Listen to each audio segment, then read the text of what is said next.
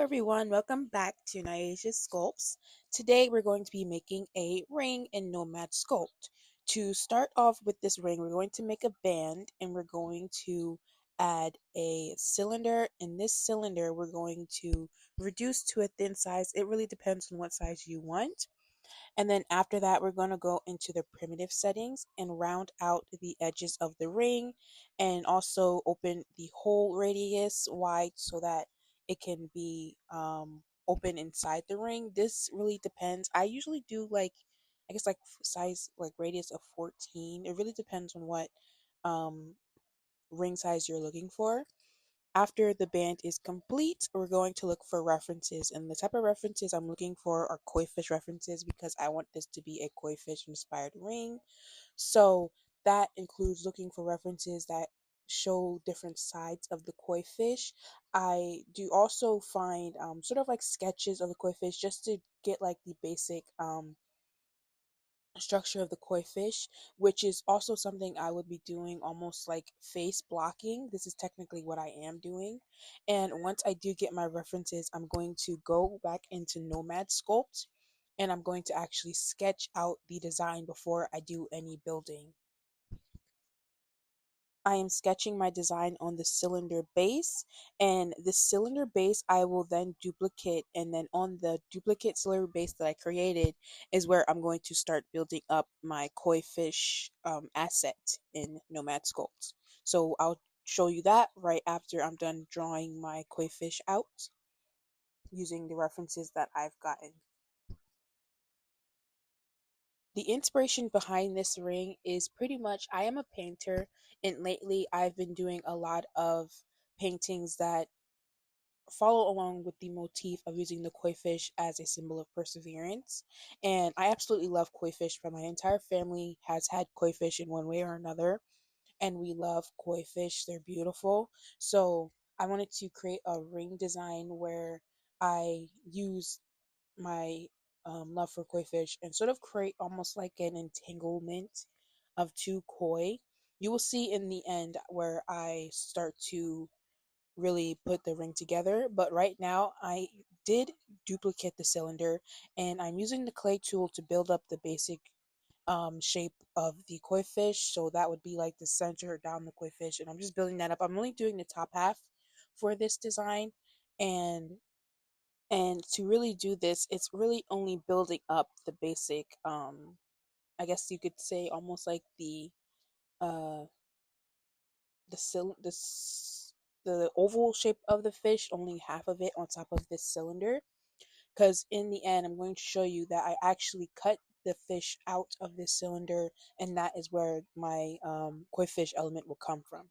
So right now I am building up on the fins. I am only building it up using the clay tool. I'm not doing like any subtract modes because then it will go into the cylinder, and then when I go and cut the cylinder, like that part that I subtracted is going to be gone, and you don't want that. So just use the clay tool to build up the texture, and once all the texture is built up, that is when we're going to go in and actually cut out the koi fish from the cylinder that we have. And I do want to actually still remind you that this cylinder is duplicated. This base cylinder is duplicated. So make sure to do that when if you do try to make this. And if you guys do try to make this, I would want you guys to go on my website or leave a comment below and let me know how it worked out for you, and if you want me to create a ring like this again in the future.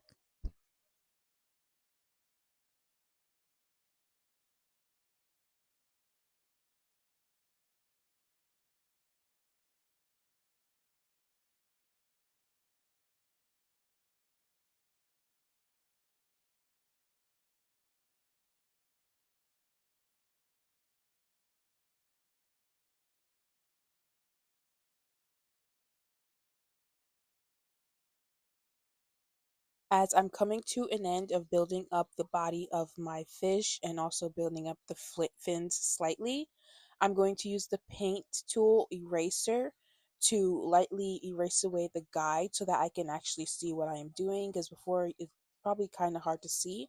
So once I do erase that, I'm going to refine the shape of the fish, And then we're going to move on to adding details.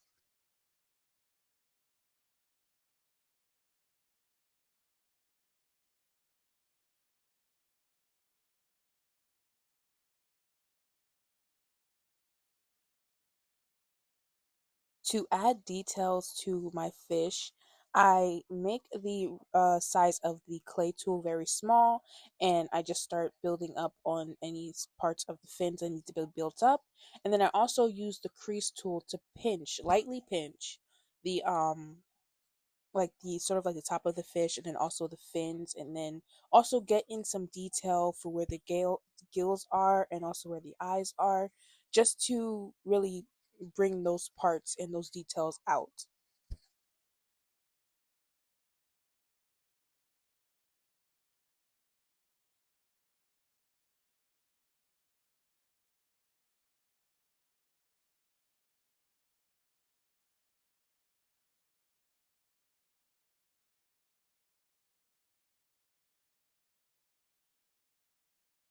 I will be posting videos like this on my Patreon. It's Naija Scopes on Patreon.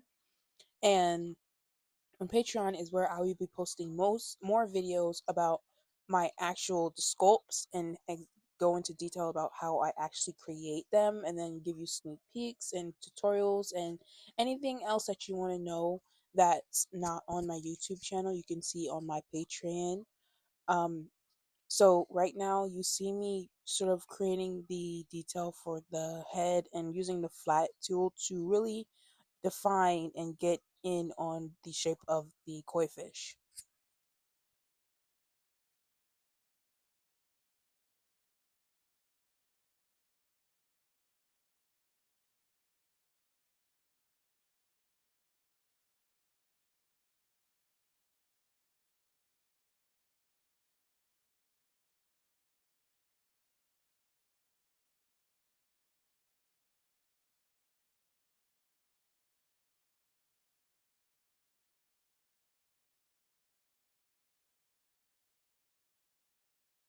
To create detail, all I'm really using is the clay tool, the flatten tool, the crease tool. The crease tool is very important with getting like this high definition and just like refining things and making sure everything is smooth. Also use a smooth tool to make things are smooth. But the crease tool is like the number one tool for really getting in that engraving detail sort of texture with this koi fish.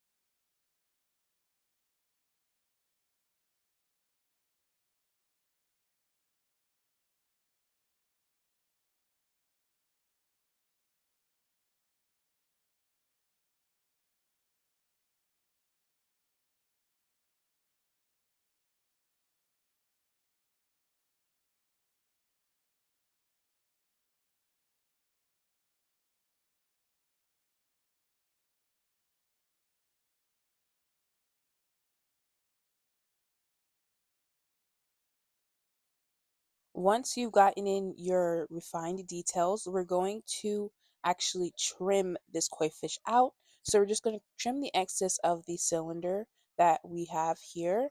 And then once I've trimmed off all this excess, don't really worry about the part in the back. We're going to trim that as well. Once I trimmed off all this excess, then we're going to go and trim the koi fish down around the radius of the koi fish, and then we're going to attach to the band we created earlier.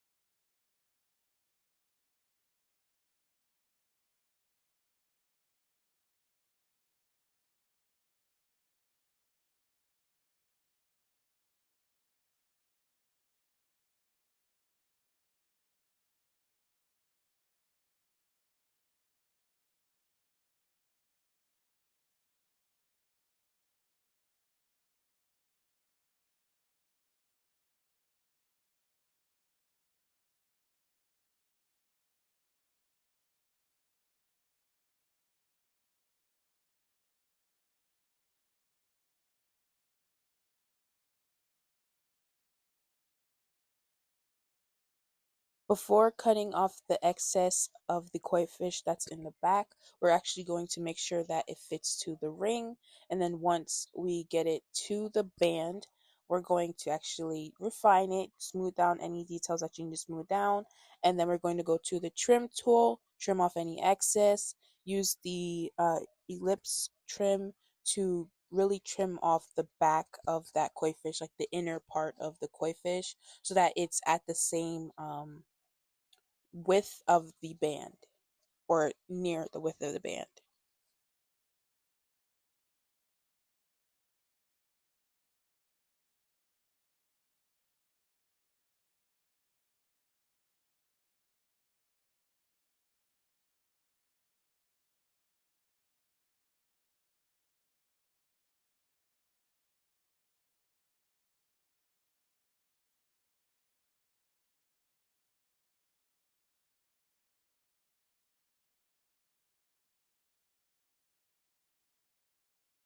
So here is where you see me use the ellipse to really trim off that excess of the koi fish. And this is why I did stress the importance of making sure that you do not dig into that cylinder. You're building up the koi fish. You're not digging in or adding any creases going in. The creases will be coming out. And this is how it look like when you really get this piece out and cut it out and trim it out. I recently discovered a way of saving space. So all my sculpts I start out as a low res, and then I will go ahead and use the dynamic typology to start adding the texture. So this is what you see me doing with the scales, and it will add any size or adjust the res of your clay to really get the details in there, and you can see me doing it here. And in the corner you'll see that the typology is, or not the typology, but the scene vertices is being adjusted automatically to fit the detail that I'm adding to the koi fish here.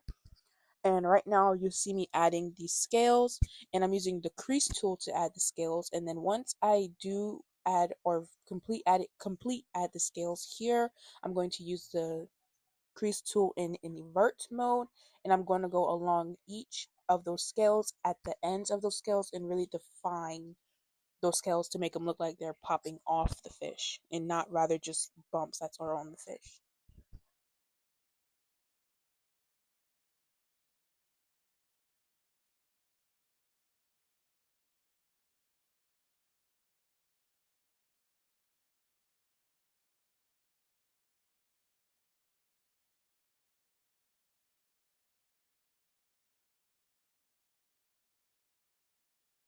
Now that I've completed my scales, I'm going to go in invert mode using the crease, and I'm going to really pinch out those ends of the scales to make it look like the scales are being overlapped on top of each other.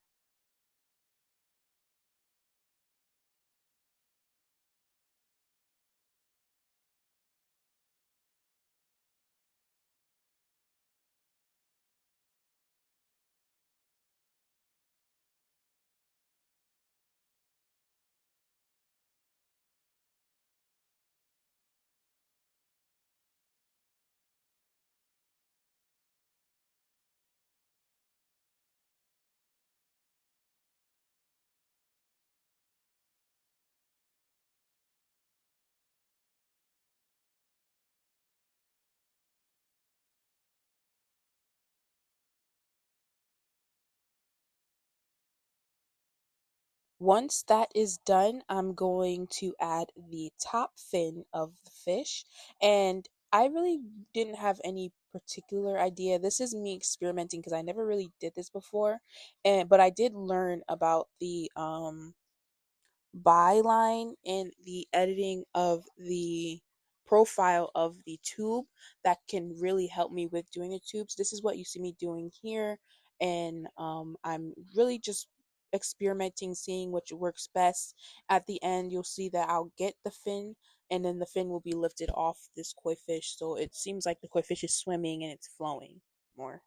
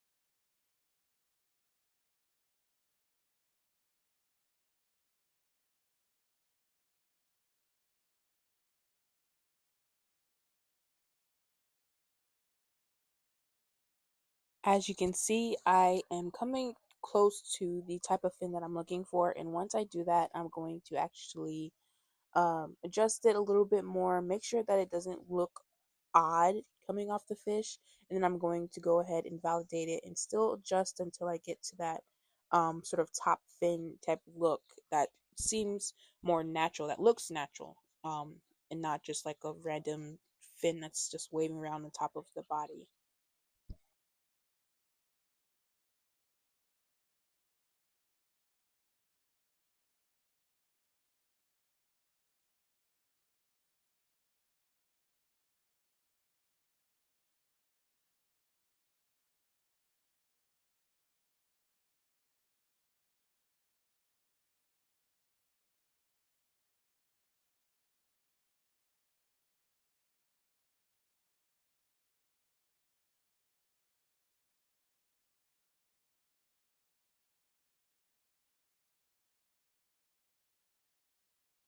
Once all my assets or my elements are in, I'm going to use dynamic typologies to start building on more detail in the ring. I mean, not, yes, in the ring, and we're really focusing on the top fin now. So to really add the detail for the top fin, I'm using the inflate tool to really sort of get more, I guess, filling into that fin. And then I'm going to use the crease tool to create the sort of like fan like texture in the fin.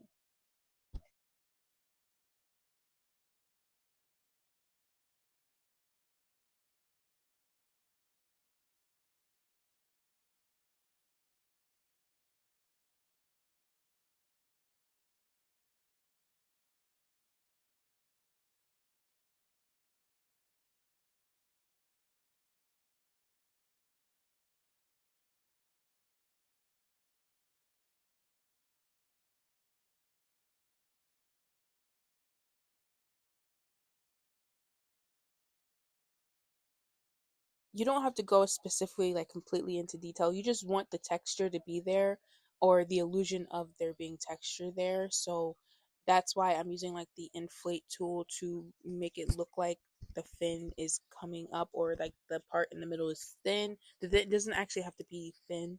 You just want it to look like or mimic the appearance of a fish's fin.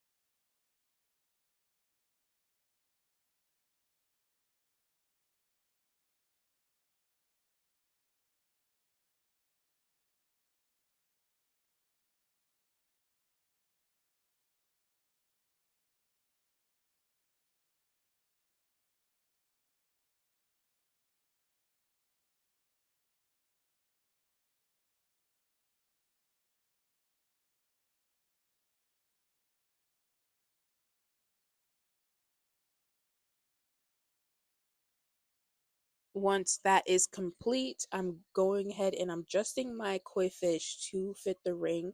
And this is where I'm going to actually start into designing. And I do change my mind a few times with how I want to design the ring. Um, Mainly because I don't know, I just that happens with me. I change my mind in the middle of doing things. Right now I'm dipping in the eye where I'm going to be placing a diamond, and I'm also going to be adding diamonds on the top of the head and also diamonds to all the fins. Or not the fins, the scales.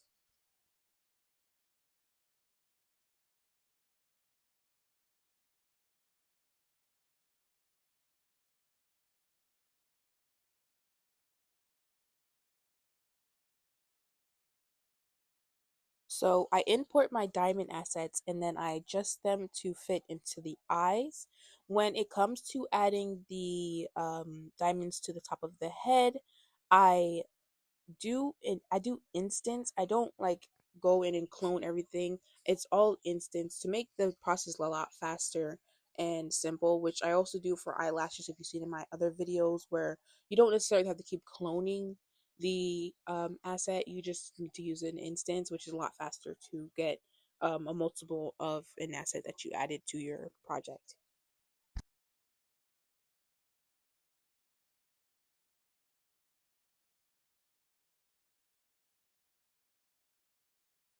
Here I am adding in dips on the top of the head for where I'm going to be placing the diamonds on the top of the head. I'm not going to do this for the fins. For the fins, I'm just going to place the diamonds in on top of the fins with using the instance tool, and just go on from there.